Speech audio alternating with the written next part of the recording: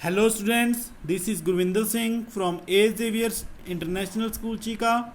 Today I am going to explain you General Part 13 of Accountancy of Class +1 Commerce. So last video के अंदर हमने आपको बताया था बैंकिंग ट्रांजैक्शंस के बारे में कि जो बैंक से हम लेन देन करते हैं, ट्रांजैक्शंस करते हैं, उनको अपनी बुक्स के अंदर कैसे रिकॉर्ड करना है, अकाउंट्स की बुक्स के अंदर कैसे रिकॉर्ड करना है, उसकी डिफरेंट एंट्रीज़ के बारे में हमने आपको बताया था। सो आफ्टर दैट आज हम डिस्कस करेंगे एक क्वेश्चन जिसके अंदर हम उन्हीं ट्रांजैक्शंस को रिकॉर्ड करेंगे, किस तरीके से हमें उनको रिकॉर्ड करना है। सो नंबर 1 पे मार्च 1 को हमारे पास एक ट्रांजैक्शन हुई है। मार्च 1 को क्या हुआ है, pay into bank for opening a current account. So आपने बैंक के अंदर एक करंट अकाउंट ओपन करना है और 25,000 रुपये देने हैं। अब बेटा यहाँ पे दो तरीके के अकाउंट्स होते हैं, saving account and current account. जब आप बैंक में जाते हो तो बैंक आपको दो तरीके के अकाउंट्स ओपन करवाता है। दो टाइप्स के अकाउंट्स होते हैं जब आप बैंक में अपने अकाउंट खुलवाते हो तो एक होता है सेविंग और दूसरा होता है करंट अकाउंट। सेविंग अकाउंट जो होता है उसकी बहुत सारी लिमिटेशंस होती हैं कि भाई इतना निकलवा सकते हो, इतना जमा करवा सकते हो, इतने से ज़्यादा आपने ये नहीं कर सकते, वो नहीं कर सकते। लेकिन करंट अकाउंट की बहुत सारी लिमिटेशंस ऐसी नहीं होती हैं। अब दोनों का यूज़ क्या होता है? सेविंग अकाउंट का यूज़ होता है जो घर पर्पज़ के लिए, मतलब कि आप मान लो कि आप कोई भी वर्क नहीं कर रहे हो, कोई आपका बिज़नेस नहीं है, या फिर आप कोई भी सैलरी वगैरह पे काम कर रहे हो, तो आप अपना सेविंग अकाउंट रख सकते हो जिसके अंदर आपको इंटरेस्ट वगैरह मिलता है और आपको ज़्यादा उसमें सहूलतें नहीं मिलती हैं। लेकिन करंट अकाउंट जो होता है ये बिजनेसेस के लिए होता है। जो बिजनेस होते हैं, बिज़नेस का आपको पता है कि एक दिन में कई हज़ारों ट्रांजेक्शन कर लेता है बिज़नेस, किसी को पैसा दे दिया, किसी से पैसा ले लिया।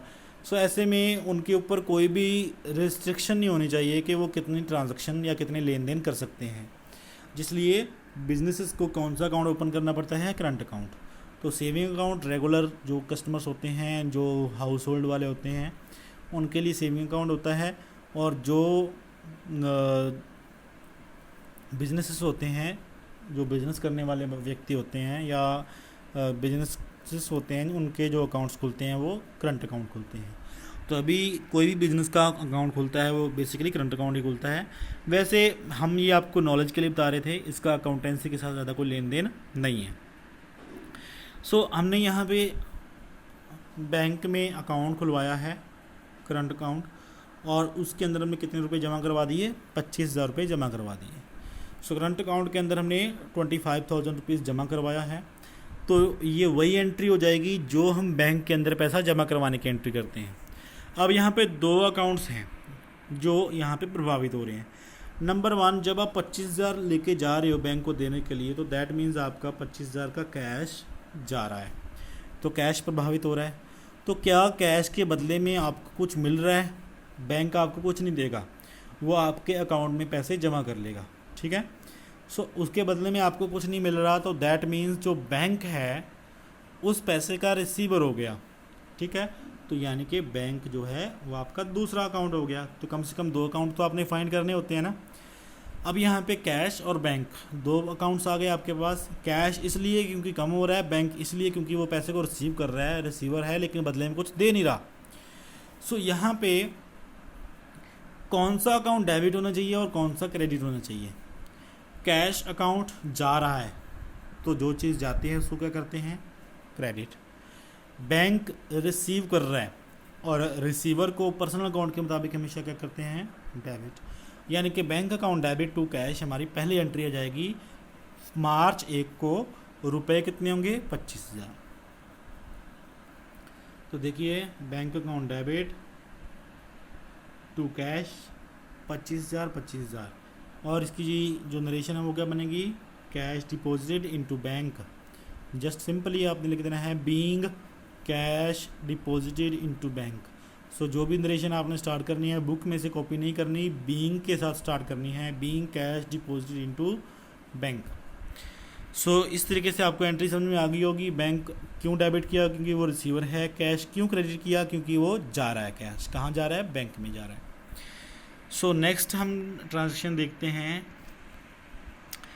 Goods purchased and payment made by cheque. So यहाँ पे हमने गुड्स को परचेज़ किया है, 10,000 की गुड्स को परचेज़ किया है और पेमेंट हमने की है चेक के द्वारा, ठीक है। Goods purchased and payment made by cheque. अब यहाँ पे गुड्स को परचेज़ किया है तो दैट मीन्स आपके पास गुड्स आ रही हैं, तो गुड्स आने का गुड्स डेबिट नहीं करते, आप परचेज अकाउंट लिखते हो हमेशा ही। जब भी आप परचेज़ करते हो तो परचेज अकाउंट ले लेते हो। परचेज़ अकाउंट के साथ साथ क्या आप परचेज़ करने पे कुछ पे कर रहे हो? बिल्कुल, कैश नहीं पे कर रहे, यहाँ पे आप चेक पे कर रहे हो। और मैंने आपको पहले से बता रखा है कि जब आप कैश की बजाय चेक पे करोगे तो दैट मीन्स वो पैसे आप कैश में नहीं दे रहे हो, वो पैसे आपका बैंक पेमेंट कर देगा, वो आपके पैसे पे आपका बैंक पेमेंट कर देगा। अब जो है बैंक क्या है? पैसे का गिवर।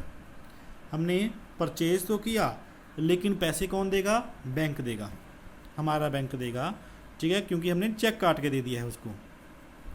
तो बैंक हमारे अकाउंट से पैसे निकाल के जो भी हमारा सप्लायर होगा उसको दे देगा।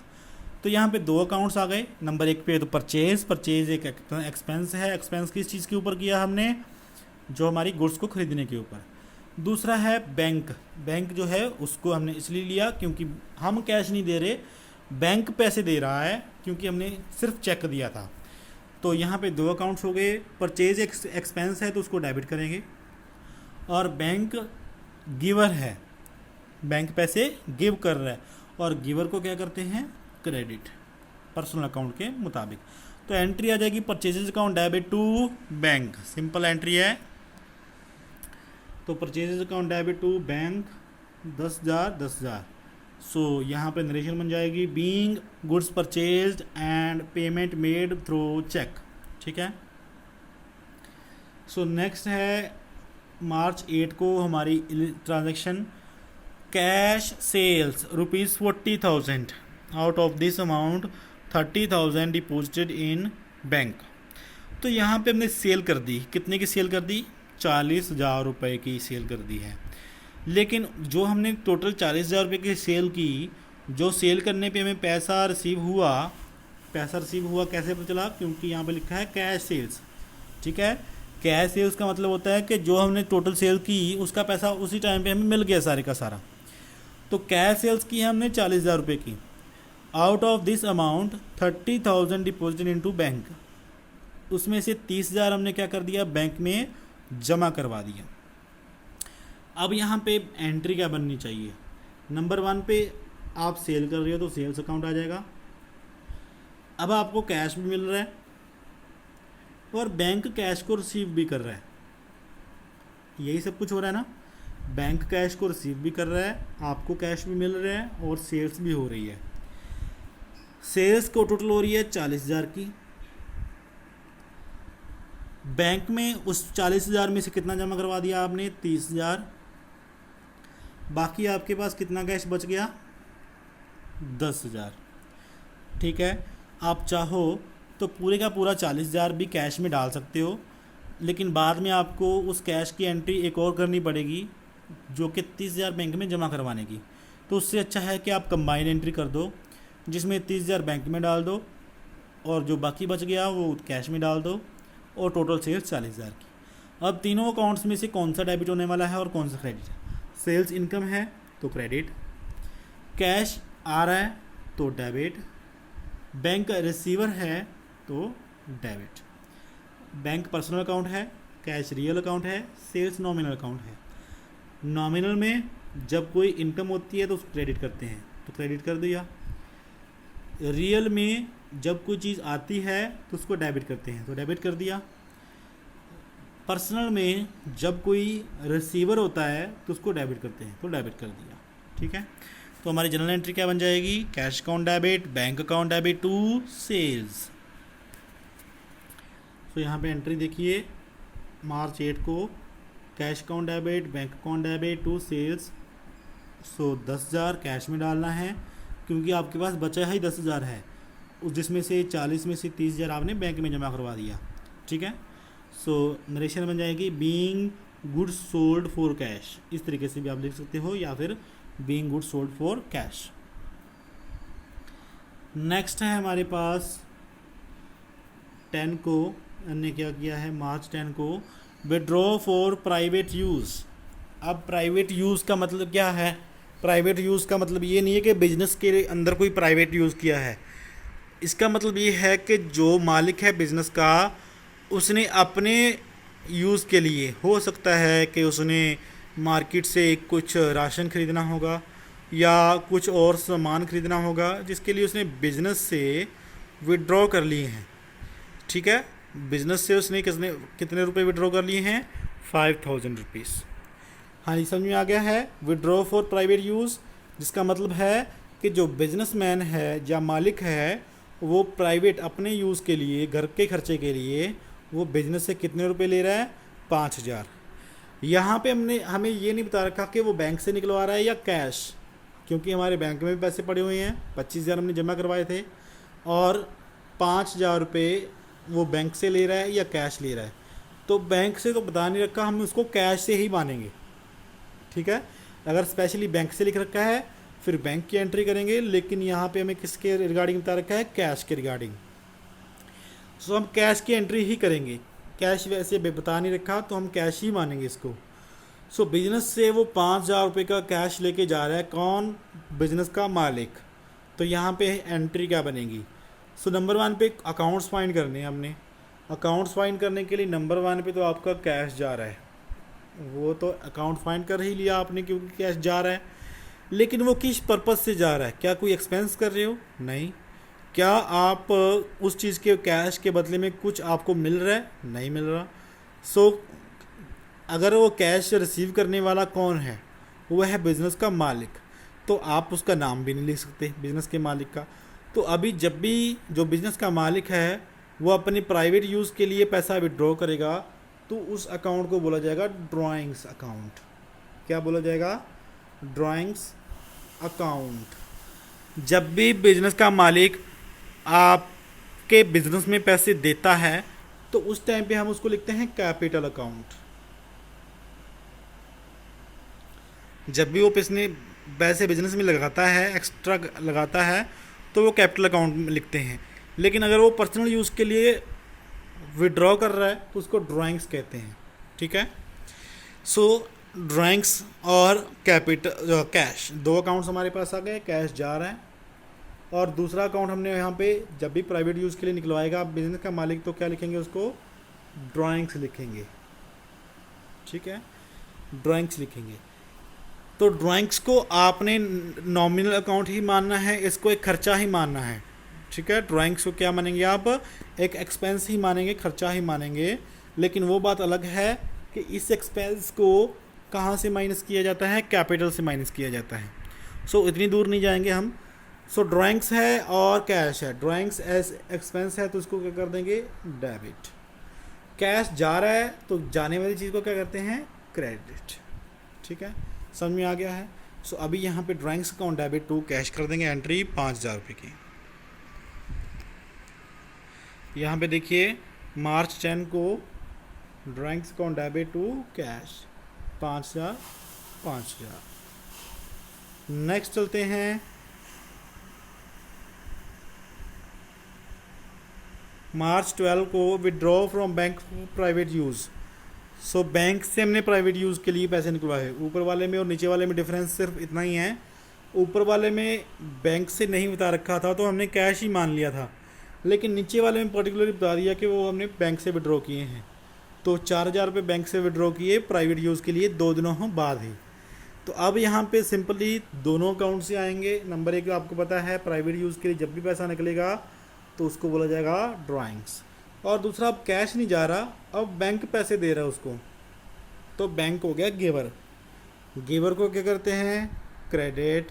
और ड्राइंग्स यानी कि एक्सपेंस है हमेशा, उसको क्या कर देंगे? डेबिट। तो drawings account debit to cash, sorry cash नहीं आएगा, कैश ऊपर वाली एंट्री में हमने किया था, to bank. So drawings account debit to bank 4,000। Next देख लेते हैं 15 को withdraw from bank. Withdraw from bank आगे ये नहीं लिख रखा प्राइवेट यूज़। प्राइवेट यूज़ लिखा होता तो वो ड्राइंग्स होती, लेकिन यहाँ पे विड्रॉ फ्रॉम बैंक का मतलब है कि बिज़नेस में हमें ज़रूरत थी पैसे की, तो हमने बिज़नेस के लिए 12,000 रुपये निकलवाया है।